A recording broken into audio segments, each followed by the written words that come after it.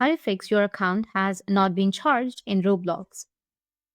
So if you want to fix your account has not been charged in Roblox, then what you need to do is first you need to make sure that you have a stable internet connection. After that, you need to search for roblox.com and make sure that you're logged into your account. Here's how you can troubleshoot it. So this issue usually happens because of the problem with the Roblox system.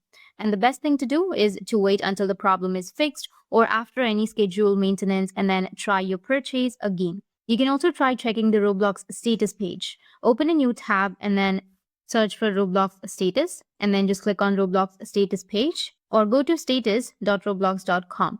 And this page shows the current status of Roblox.